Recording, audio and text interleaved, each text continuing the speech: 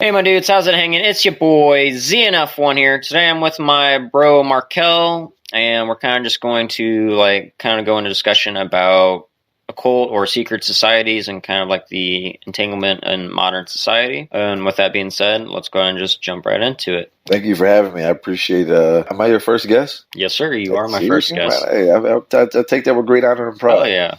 I appreciate that. It's an honor to have you. And this relationship goes back 3 years when we used to do security. Top flight of the world, security. It was at Menards, stopping all the bad guys from stealing mulch. Yeah, man, fucking pebbles. Mulch and pebbles. Mulch, pebbles, gravel. Yep. Oh, yeah. Scrap. Yeah. Oh, man, oh my gosh. The one time the dude got away with scrap, I was fucking dying. Yeah, I'm like, come on, man. Let's just have a scrap and let's keep it going. Yeah, it is what it is. Shit, somebody's got to recycle it, man. Those were the good old days. Oh, yeah. Shout out to the Menards family in Bloomington, Illinois. Hell yeah. So all of our fellow workers, you know? Yeah. So kind of like, I guess, a good starting point is like a lot of people don't understand of like how in depth a lot of this stuff goes and like and entangled it is in our modern society. Like a lot of people just think it's kind of like hogwash or that it doesn't exist or that they kind of like just deny it really. And like we said earlier when we were just talking about ourselves, like the more you look into it, the more you find on it, you know, and like people, it's so easy to find it too. And like people just don't want to sit there and actually put forth the effort. Like, for example, with the Illuminati, people have thought that it doesn't exist. And like it researched because of a like popular book back in the 60s. That was like kind of like a Clubhouse type book or like, trying to think, you remember like the Magic Treehouse books? Yeah. It's kind of like that sort of theme, you know, but like it had like a whole surge of like popularity then and like brought the whole like rumors and everything like that about the Illuminati going back around or being a thing. A lot of like people say that they don't exist or anything like that, but people don't realize that they had 2,000 members when they were actually banished in 1785 by the Bavarian like parliament. And like I said in my video on it, I was like, you guys do realize they were just banished from Bavaria, right? In Germany. Like that doesn't mean that they don't cease to exist. Right. Like, and people don't get that. And I've expressed that to them, like 2,000 members. I'm like, they could have spread across the world a lot. And like a lot of people say, oh, like it's the Illuminati isn't connected or like it's involved with the signing of the Declaration of Independence. Like that happened within 2 or 3 months of each other. Like the time that the group was created and the signing of the Declaration of Independence happened on two opposite ends of the world. And people are like, oh, they're connected. And it's like, no, like they're not. Like they're not connected like that. You know, like it's, how do you believe that? Where do you feel the contrast is? Or do you feel like the contrast is even strong enough to call it that? So like the like contrast is like the fact of the matter, if you think about it, is like, so if you think about how developed technology was at that time, really, it wasn't nearly advanced enough to be able to travel that far, like within that amount of time, like that it happened. It was within like 2 months of each other or something like 1 to 2 months. And it's like it'd take a couple of months to travel from Germany across the land foremost to get to like a harbor, at least a couple of weeks, like 2 to 3 weeks, probably, if not more. And that's just by like horse-drawn carriage and stuff like that. And then going across the ocean on a sea vessel, like, takes so long just to get from Europe to America. But, like, people don't understand. That's not where they're connected, really. Like, at some point in time, they did connect. 1778 is when they connected. So it's 2 years after, like, the Declaration was signed and everything like that, that they were able to make contact with Masonic lodges. And that was due to the efforts of Freiherr von Knigge, according to, like, Britannica.com. Okay. And, like, a lot of Freemasons will say that there's no connection between it. Like on a History Channel documentary I watched that went all in depth about it, they literally said like a lot of these like higher degree Masons were like, oh, it's bull crap, or like some people are like, oh, I'm friends with people that are like really high up and all that, and they're like, there's no connection, the Illuminati's not real, stuff like that. But like I've told people like Britannica.com shows that, and like those people also say that the Illuminati's like very powerful and like elusive, kind of like they're saying that like it's not real, and like that's a very powerful context or like story, you know, that brings a lot of attention to it, but isn't like fraudulent, essentially. So would you consider Illuminati's different from elitist? Personally, I mean, I think that there's going to be a difference, obviously, because they're or people or whatever they may be, they're sentient beings to some degree. But like, I personally think from all my research and all the research that my friends have done on this stuff, and like my cousin, who's extremely spiritually developed, like they're in league with each other. They're allies. They're like really like they're buddies with each other, because they realize the power of like having a truce, or like vice versa. They use each other to gain profit for themselves. Like it's just all intertangled, and like it's a ring, pretty much.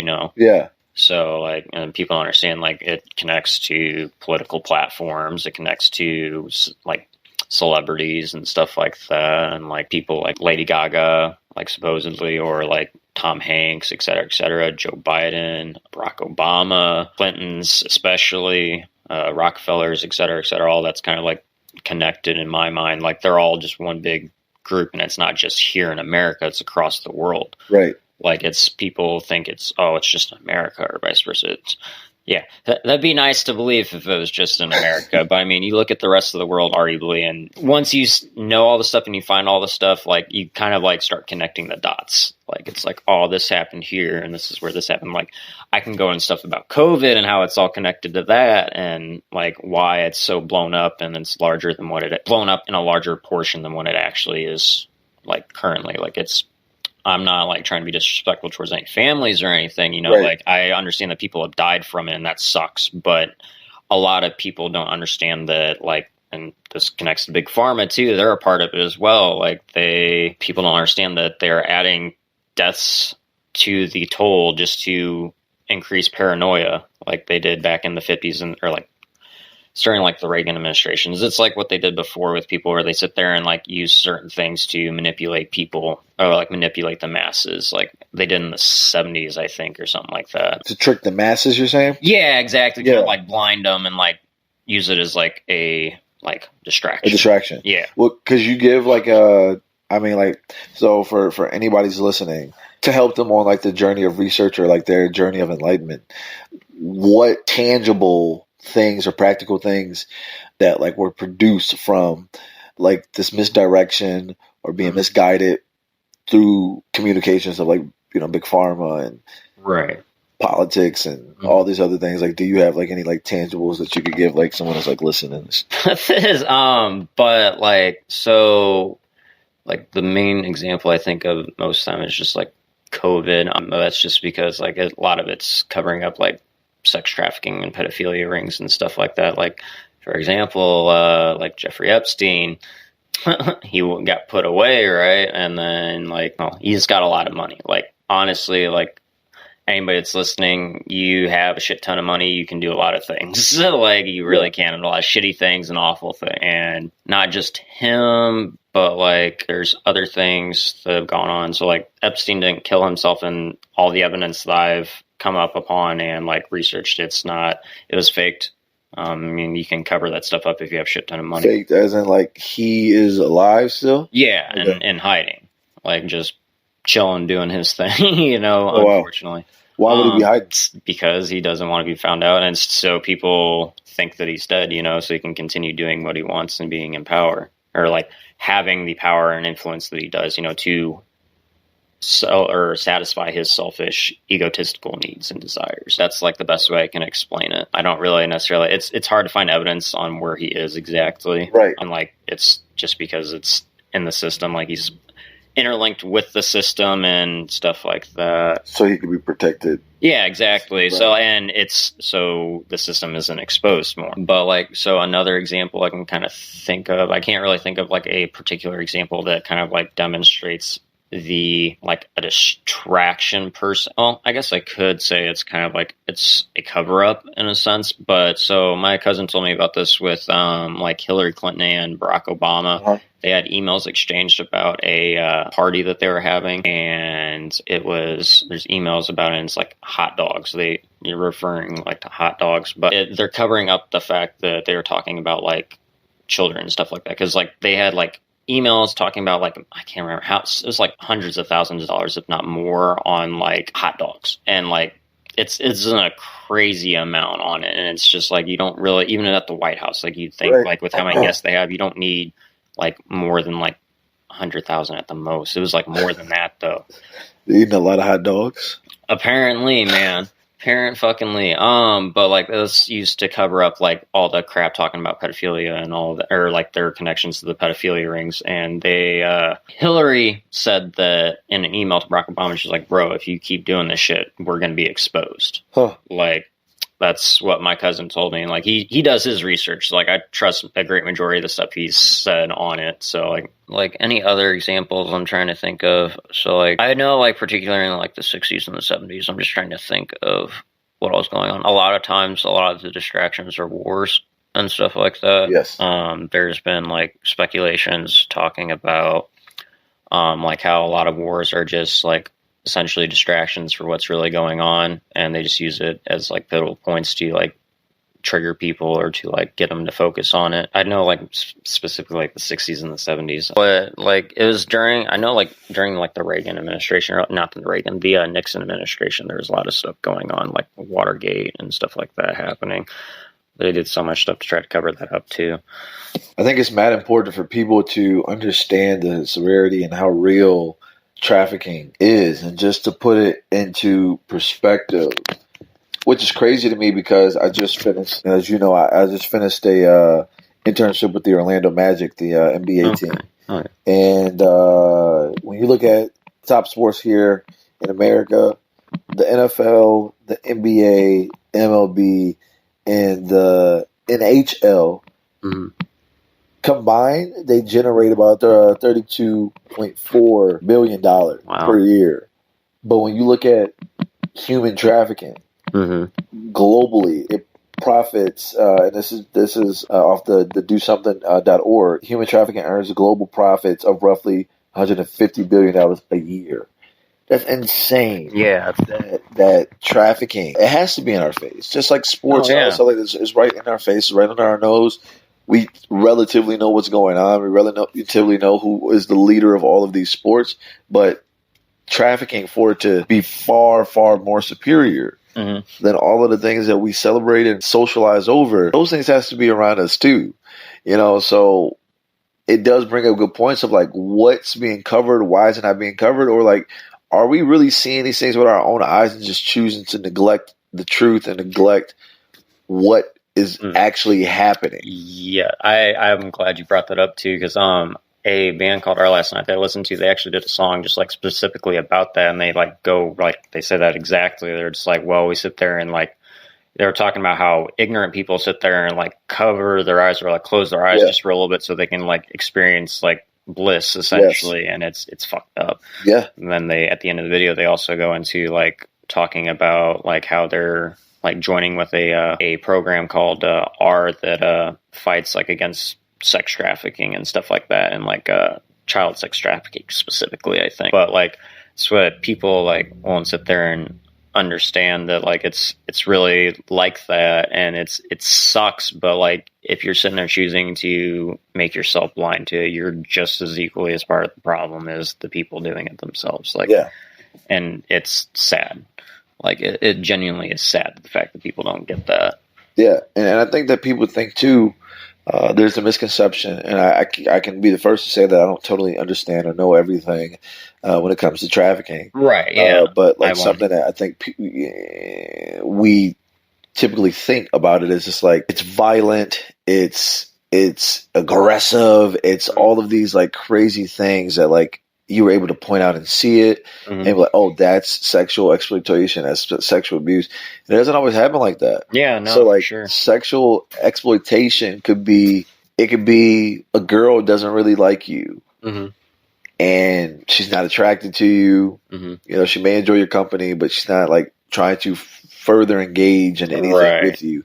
But you're a movie producer because you've been on a set for a movie, or you're you know the cleanup guy for a studio session, whatever. You know, at a hot studio where you know artists are, and you know trick her into thinking that she has a shot or has the ability to go to somebody, intentionally using your status. That's and trying to like use that to sell the idea of engaging in activity with people, talking, you know, dates and sex and all these other, everything else in between, like that's also sexual exploitation. Mm-hmm. And like for anybody listening, like I like think about like just the way that you talk to people, the way that you handle rejection, the way that you use your power.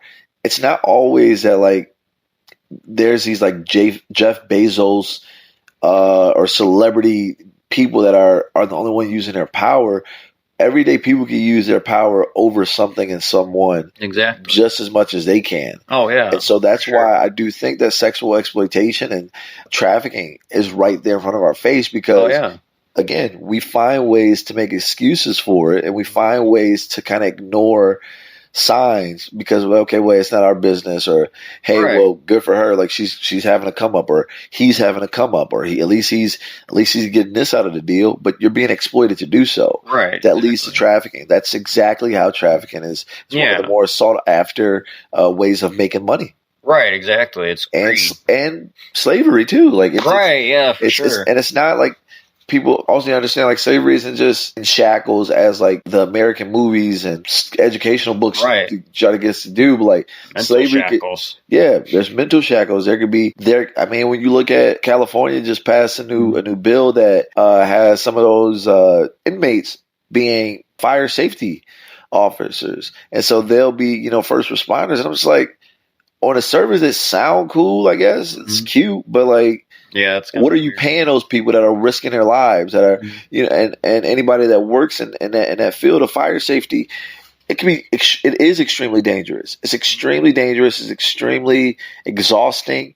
So like, how much are these people being exploited through the jail systems? Those things all have to do with exploitation, trafficking, attracting folks or manipulating folks to do some type of involuntarily serving for the sake of profits or for the sake of serving a master. The entity. Yeah.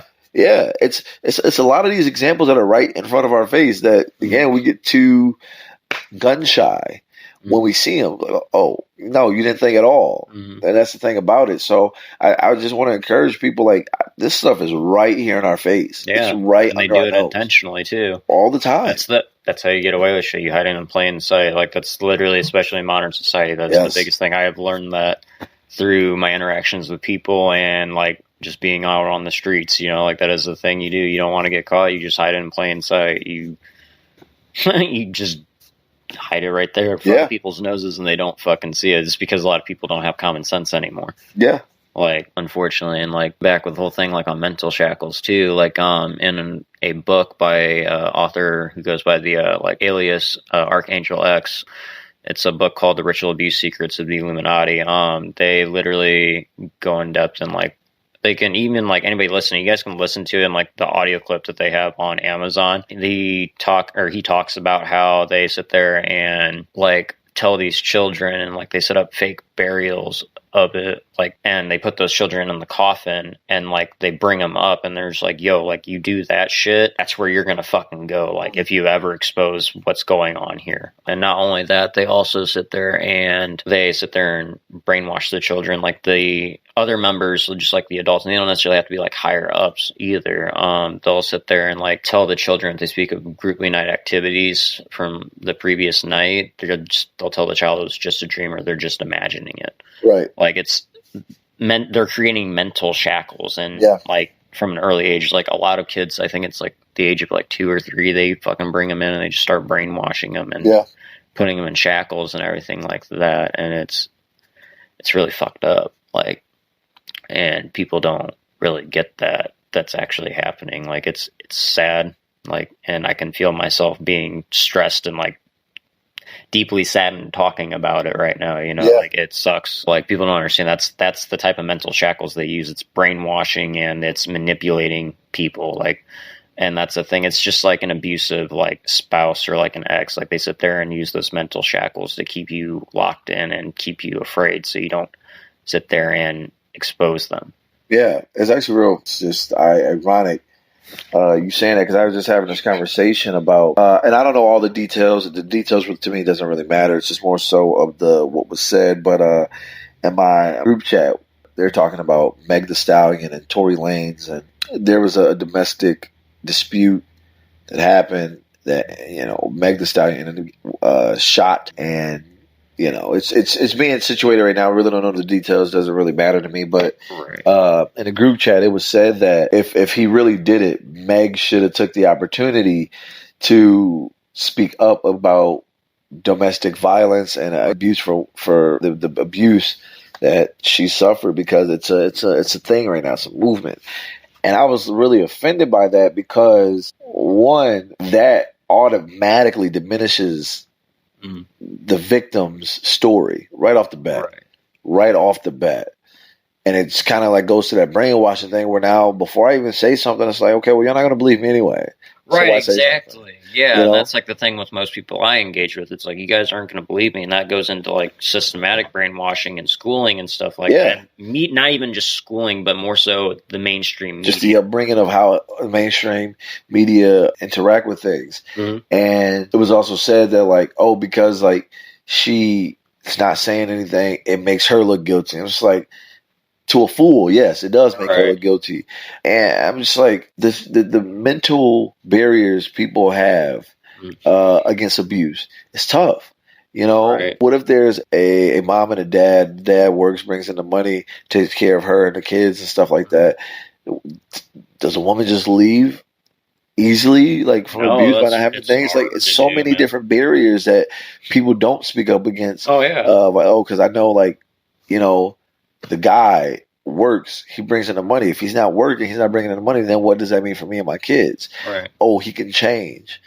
Oh, it's just this. It's so many things that we are bogged by that, like, folks don't give credit to. But that's how the brainwashing is able to take place. Yeah, exactly. Because all that insecurity and just like the vulnerability that they have, they use it to their advantage and sit there and bend people to their will, which is it's fucked up. And like, people don't understand that things like that happen. And like, I've heard and like read and talked with people about topics like that, like specifically on like relationships and abuse and stuff like that. I've learned a lot about psychology since high school. Like, I really have. I've been studying it for a while now, and like, that's why I'm able to stay calm a lot. It's because of how much I've done on it. But like, particularly with that stuff, people don't get that it can happen to anybody, and it's just a matter of like, even strong people have dealt with it before. Like, my mom has dealt with it. Like, I'm not going to really like go too much into details with it, because I know she kind of wanted to like keep it on the hush about it. But like, she dealt with it not too long ago, and just like she left because she's dealt with it before. So like my dad wasn't necessarily the greatest human being at one point in time, neither, before he died. When I was younger, he was an alcoholic, and he like struck my mom.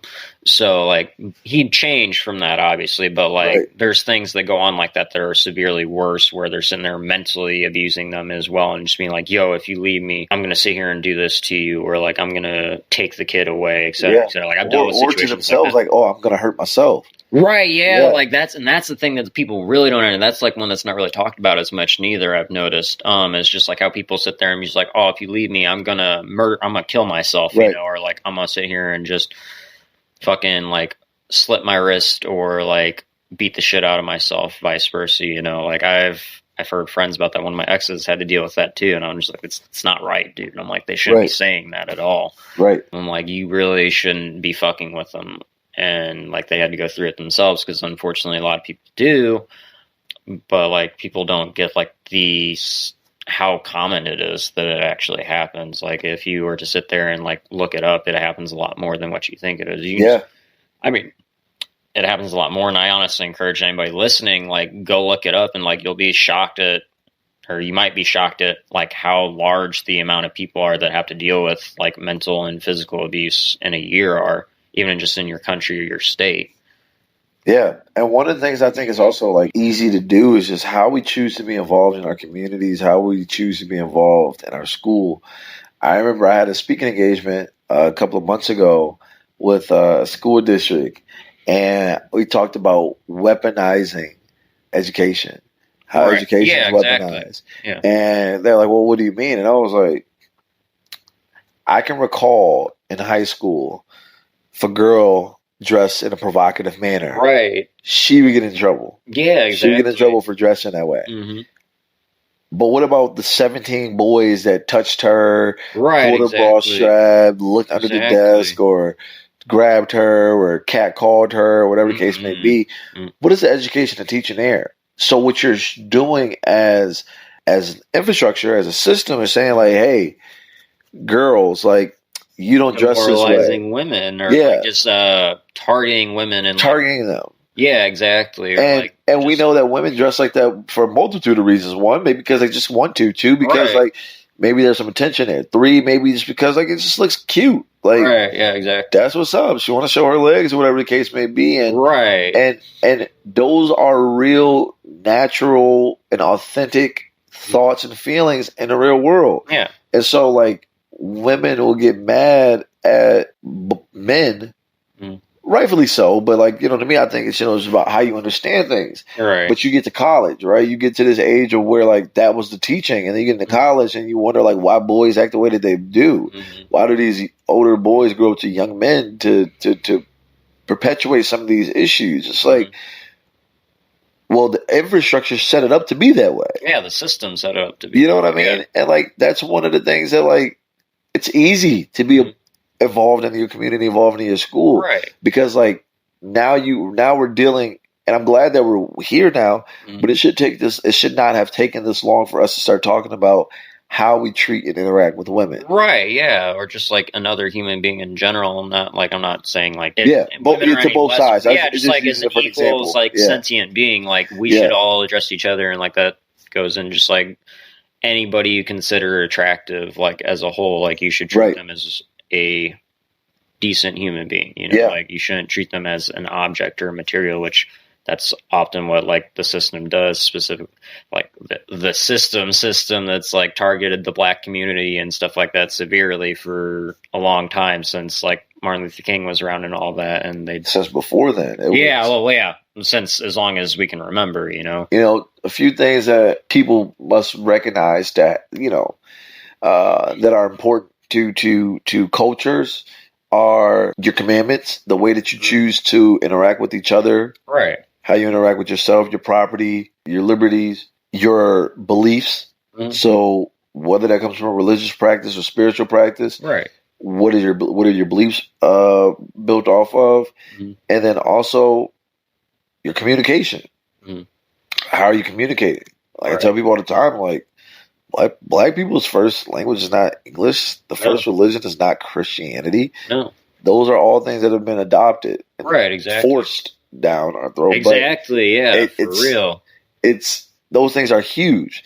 Those things help when it comes to control. Race to me is used in a funky manner. Yeah, for sure. Race to me is who will be able to get to the resources faster than the others. Right. What culture can get to the resources faster than the other? Right. From there, what you choose to do with it, you can discriminate against others. Right. But I don't think racism is necessarily the oppressive part of it. Because I think the base word of racism is race. To what? It's the infrastructure. It's the resources. And shit, I mean, if the roles were reversed, we'd probably be, the oppressors. I don't know. I don't know. I just think that there's so many things that like we have wrong, and I'm not saying that I have it right, but I'm like so open to those types of conversations because, again, school weaponizes education against people, right? And it's just not. It's not right. It's not effective. No, it's not. It's not effective.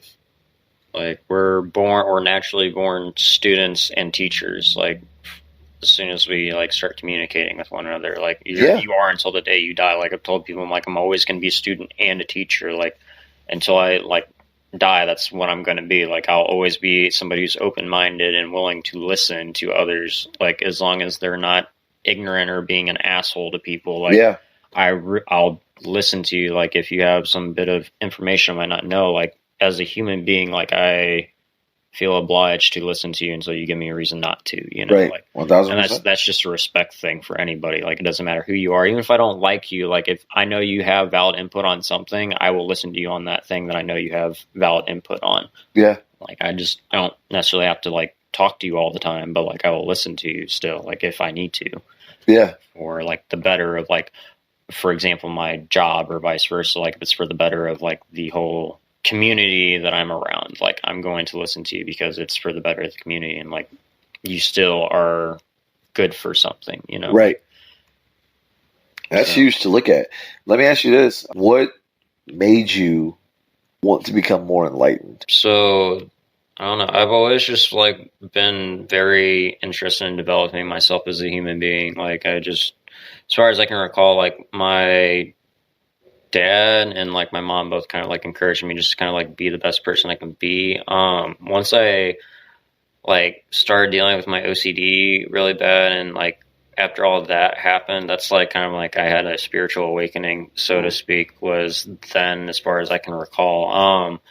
And before like all the COVID shit hit, and when I worked at FedEx, like I got so like tired of everything, and I was like tired of dealing with bullshit and being treated inhumanely, and I wanted to like further myself as a human being and kind of like just learn everything I could about all of that. I had, unfortunately, had a lot of toxic stuff going on in my life, and like that's what inevitably led to me wanting to be the best person I could be, because my OCD constantly kept making me have to look for approval, like, or like validation, so to speak. And like, it was anxiety. It was just self-doubt. So like it formed from that. And like, once I started getting more confident on stuff and learning about all the things I did, I wanted to just keep learning more and more about human like history. Like, I've always been interested in history. Like, I always have been. Yeah. But like I got more fixated on finding out human origins,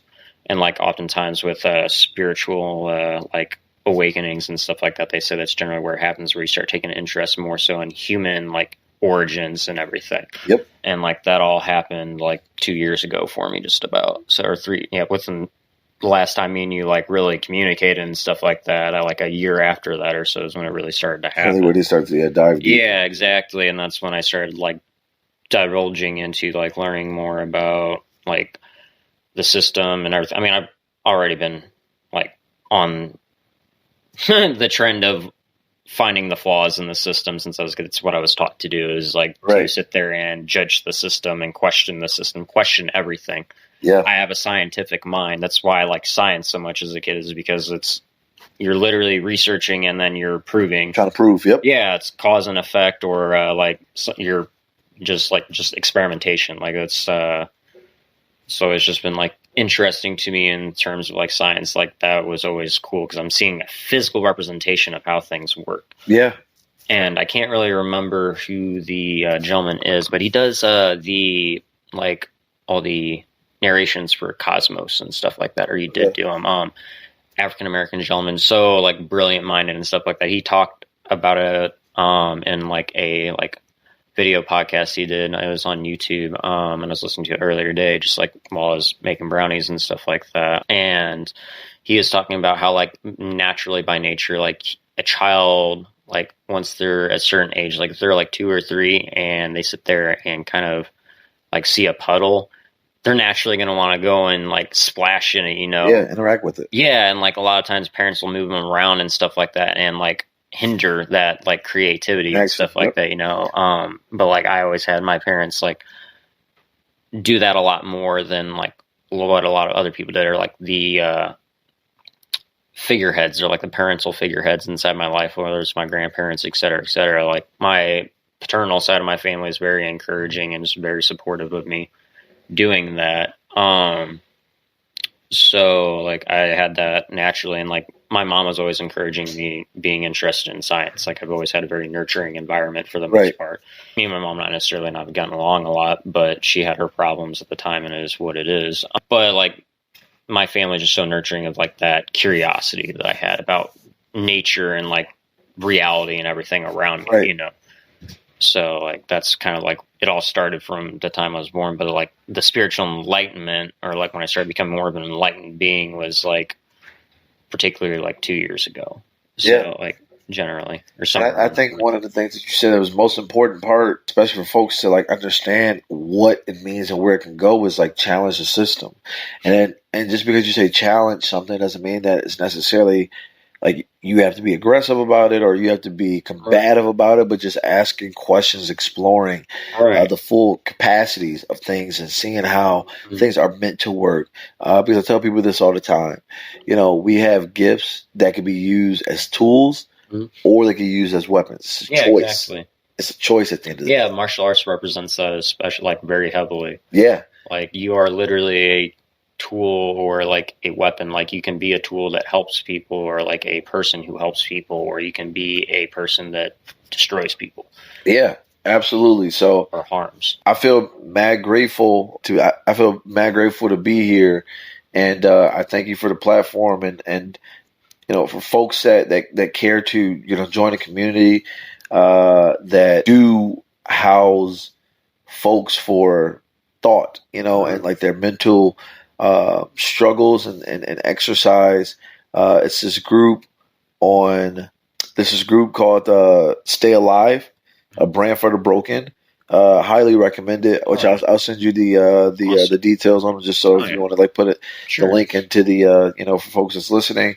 And then also again, my name is Markel Oliver, founder of Pure Alchemy Group, and our group Pure Alchemy. Our purpose is to really redesign infrastructure. Right, exactly. Social infrastructure, communal infrastructure, educational infrastructure. We really just want to push conventional thought and help people grow closer to their max potential. And being able to do that from in a global perspective. Right. So I feel really good. We've launched in June. We've done shoe giveaways. We've done speaking engagements at the schools. We've done, you know, community events. We do free workshops. We try to bring, you know, communities together for people to align themselves with whatever their purpose is, and their true calling. And you can follow me on Instagram at ff_Kells. Or you can follow us at thepurealchemygroup.com. You can check us out there. But I appreciate your enlightenment, man, and being able to. It takes courage to do. Like I think, the most important thing of this is you have a code, you have an honor, and you have integrity. Right. And from that, you've been able to develop a courage to go and go on this journey. And it's going to open up doors. It's going to bring the light to things that, you know, one that I'm sure you know, and others that you don't. And it's just going to be all about like what you do with it. So continue, man, to like be on that journey, and no matter how frustrating it can get, you know, continue to shine a light for people to see and discover themselves. You know, everybody has to, especially when it comes to journey talk, like everyone's journey is their own. Right, exactly, for sure. You leading by example is huge, and it's huge. It's huge, and it's necessary. Mm-hmm. Yeah, exactly. Like it's more of a thing that we need now. Like, and it's a resurgence of things, kind of like with Martin Luther King Jr. What he was doing. Like, he is still one of my like most influential like figures, and like I've always admired him, and like Rosa Parks. I always loved them to death and what they did. They really stood out to me as a kid. And then like along with JFK, like we need that stuff. And like, ironically enough, it's kind of like why a lot of the stuff's happening is because like JFK didn't become president and stuff like that. A lot of this entanglement with secret societies happening because of that. And that connects to the CIA, but we can talk about that another time. But yeah, no, like we definitely need to have more people speaking out about this stuff and just kind of like speaking up and to not be afraid. Because like if you know this stuff and if you don't like speak out about it, it's not human.